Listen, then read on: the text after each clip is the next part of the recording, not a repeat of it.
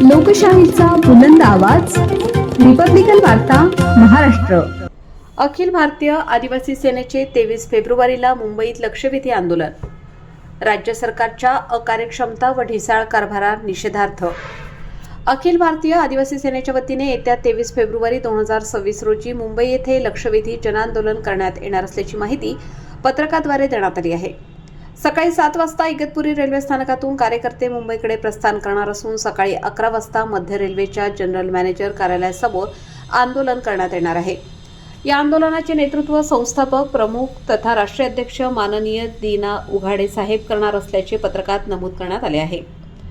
आंदोलनाला योग्य तो पोलीस बंदोबस्त व संरक्षण देण्यात यावे अशी विनंती संबंधित प्रशासनाकडे करण्यात आली आहे। प्रमुख मागण्या काय? या आंदोलनाद्वारे काही महत्त्वाच्या मागण्या पुढे करण्यात आल्या आहेत। त्यामध्ये मध्य रेल्वेच्या दादर रेल्वे स्थानकाला भारतरत्न डॉक्टर बाबासाहेब आंबेडकर यांचे नाव देण्यात यावे अशी प्रमुख मागणी आहे। इगतपुरी रेल्वे स्थानकातील कॅन्टीन वेंडर संदर्भातील तक्रारींची चौकशी करून संबंधितांवर कारवाई करावी व कामगारांना न्याय द्यावा। ठाणे जिल्ह्यातील शहापूर तालुक्यात आदिवासी जमिनींच्या खरेदी व्यवहारांमध्ये झालेल्या कथित गैरव्यवहारांची चौकशी करून व्यवहार रद्द करावेत, तसेच संबंधितांवर गुन्हे दाखल करावेत। नाशिक जिल्ह्यातील इगतपुरी तालुक्यातील फांगुळगाव येथील शिवाजीनगर ते मानखेड रस्त्याच्या कामाबाबत स्थानिक प्रशासनाने तातडीने निर्णय घ्यावा। पत्रकात नमूद केल्यानुसार या सर्व प्रश्नांकडे शासनाने गांभीर्याने लक्ष द्यावे, अन्यथा पुढील तीव्र आंदोलनाचा इशारा देण्यात आला आहे। जबाबदारी शासनाची। सदर आंदोलन शांततेच्या मार्गाने करण्यात येणार असून सर्व कार्यकर्त्यांनी शिस्त राखावी असे आवाहन करण्यात आले आहे। तसेच या जनआंदोलनादरम्यान कायदा व सुव्यवस्था राखण्याची जबाबदारी राज्य व केंद्र शासनाची असेल असेही पत्रकात स्पष्ट करण्यात आले आहे। अखिल भारतीय आदिवासी सेनेच्या या घोषणेमुळे संबंधित प्रशासन व रेल्वे विभागाच्या भूमिकेकडे सर्वांचे लक्ष लागले आहे। आज महाराष्ट्र राज्याच्या महसूल विभागाच्या बकाल परिस्थितीचा आत्मदहनापर्यंत जर काही माणसाचा प्रयत्न होत असेल तर या बाबतीमध्ये महसूल विभागानं गंभीरतेने दक्षता घेणं काळाची गरज आहे। आदिवासी समाजाच्या आणि समाजाच्या जमिनी त्यांचा अशिक्षित आणि अडाणीपणाचा फायदा घेत धनधानगी लोक जर त्या लोकांच्या खोटे नाटे कागदपत्र करून सह्या अंगठी घेऊन त्यांना बँकेचे कुठले व्यवहार न समजल्यामुळे त्यांचे खातेही खोलायचे त्यांनी, त्या खात्यात पैसेही टाकायचे त्यांनी, तर काढायचे त्यांनी, आणि 10-5 देऊन इकडं तिकडं त्यांना समजूत घालून काढून द्यायचं। पुन्हा जर काही पैसे वगैरे मागायचे म्हटलं का पुन्हा दमदाटा द्यायच्या, मारझोडकरपर्यंत धमक्या द्यायच्या। हा प्रकार महाराष्ट्रामध्ये चालला आणि तो विशेषतः ठाणे जिल्ह्यात जास्त होऊ राहिला।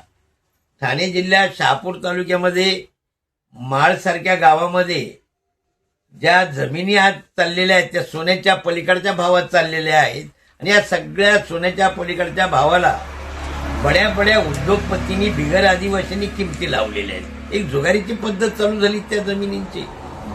एकच जमीन 10 ठिकाणी व्यवहाराला जाऊ राहिली, एकाच जमिनीचे 10 ठिकाणी व्यवहार होऊ राहिले, एकाच जमिनीत तोंडी बोलतात एक आणि लेखी करतात एक।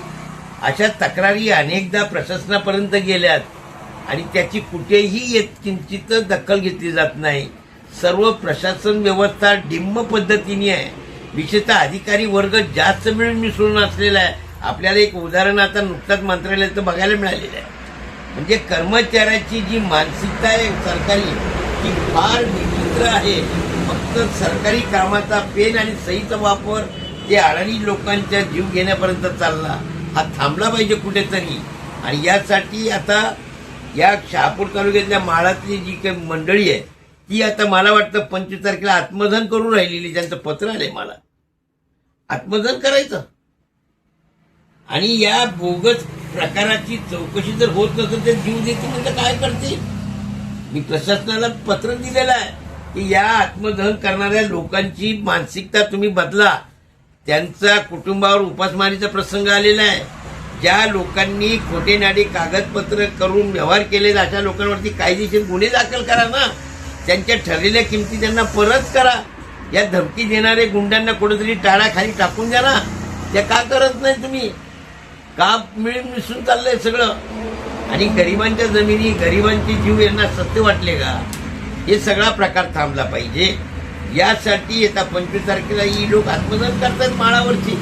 त्या तिन्ही लोकांनी पत्रव्यवहार केलाय तिकडे प्रशासनाकडे. एकही गंभीर दखल घ्यायला तयार नाहीये. उद्या याचा जर काही विपरीत परिणाम झाला तर त्याची सर्वात जबाबदारी निष्क्रिय कर्मचाऱ्यावर राहील, प्रशासनावर राहील आणि यांना मदत करणाऱ्या सरकारी अधिकाऱ्यांवर पण राहील. त्याचप्रमाणे ज्या उद्योगपतींनी खोटे नाटे कागदपत्र करून जमिनीची लुटमार केलेली आहे, यांची ठरलेल्या रकमा आतापर्यंत त्यांना गेलेल्या नाहीयेत. अशा अवस्थेत कागदपत्र करून त्यांच्या जमिनी मोकाट घेऊ राहिले. ही दहशत कुठेतरी थांबली पाहिजे. याकरता आम्ही या 23 तारखेला यांच्या आत्मदानाच्या अगोदर मंत्री चंद्रशेखर बावनकुळे साहेब यांची भेट घेत आहोत. पण सोमवारी 23 तारखेला त्यांना मंत्रालयात घेराव घालणार आहोत. या रस्त्याचा 5 किलोमीटरचा रस्ता यांच्याकडनं बांधला जात नाहीये आणि महामार्गावरती करोडो रुपये देऊन तुम्ही जमिनी खरेदी करू राहिले. सिंहाच्यासाठी अनेक घरदार पाडून राहिले आणि ज्यांना खरी रस्त्याची गरज आहे त्यांना तुम्ही रस्ता देत नाहीयेत. अहो 26 जानेवारी सारख्या ठिकाणी आंदोलन केलं जातं, त्या दिवशी त्याची दखल आतापर्यंत घेतली जात नाहीये. किती ढिम्म प्रशासन आहे. तहसीलदार तयार होत आहेत, व्हिडिओ तयार होत आहेत, प्रशासन तयार होतं, पोलीस कर्मचारी त्या बाबतीमध्ये अनुकूल आहेत. मग कुठं गोडं मारलं यांचं? असे निष्क्रिय कर्मचारी असतील यांची हक्कपट्टी झाली पाहिजे. साधा वेंडर कामगार आहे, तो आपला हक्क मागतो कॅन्टीनच्या बिल्ल्याचा, ती द्यायची यांची दानच नाहीये. सगळे बोगस कारभार थांबले पाहिजे कुठेतरी. आणि म्हणून 23 तारखेला मध्य रेल्वेचे जनरल मॅनेजर आणि मंत्रालयात चंद्रशेखर बावनकुळे यांची भेट घेऊन हे आत्मदहनापासून प्रवृत्त करण्यासाठी आम्ही आवाहन करणार आहोत. आणि या लोकांची नुकसान भरपाई द्यायची, यांचे ठरलेले व्यवहार जे पूर्ण करायचे किंवा जे केलेले बेकायदेशीर व्यवहार आहे, कायम खरेदी आहेत, त्या कागदावरच्या खरेद्या रद्द झाल्या पाहिजे, त्यांच्यावर गुन्हे दाखल झाले पाहिजे अशी आम्ही मागणी करणार आहोत. आणि त्यासाठी आज आपल्या सर्वांची भेट घेऊन आपल्या समक्ष ह्या अन्यायाला वाचा फोडण्यासाठी आम्ही सगळ्या पत्रकार मित्रांना विनंती करतो की आपण जास्तीत जास्त या गरिबांना न्याय मिळवून देण्यासाठी प्रयत्न करा. हीच एक अपेक्षा आहे. रिपब्लिकन वार्ता महाराष्ट्र न्यूजसाठी विशेष प्रतिनिधी आनंदा भाडे, Nashik. Subscribe now and press the bell icon. Never miss an update.